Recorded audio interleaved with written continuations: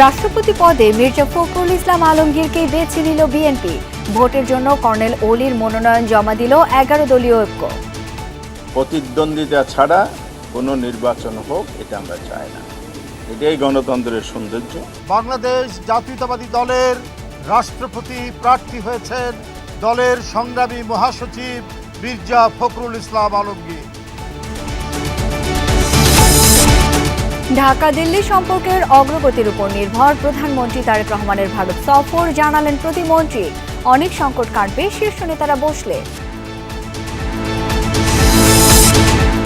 কমছে না গ্যাস বিদ্যুতের সংকট ও ভোগান্তি, ক্রেতাদের কাছে জবাব দিতে বিব্রতকর অবস্থার অভিযোগ রপ্তানিকারকদের।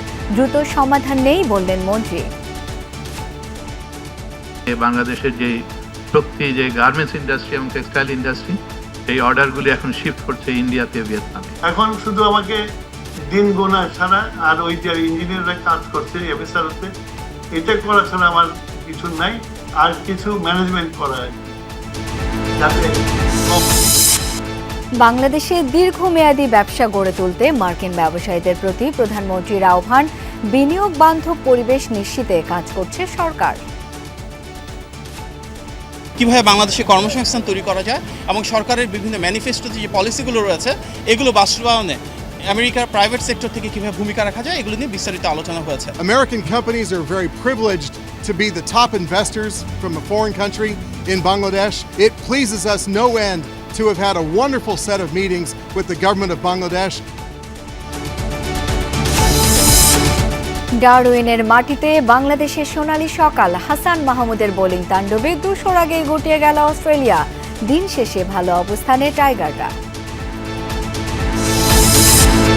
চট্টগ্রামের অগ্রণী ব্যাংকের ভল্ট থেকে 4 কোটি 38 লাখ টাকা আত্মসাতের চাঞ্চল্যকর ঘটনা, কর্মকর্তা ও ব্যবসায়িক অংশীদার গ্রেপ্তার।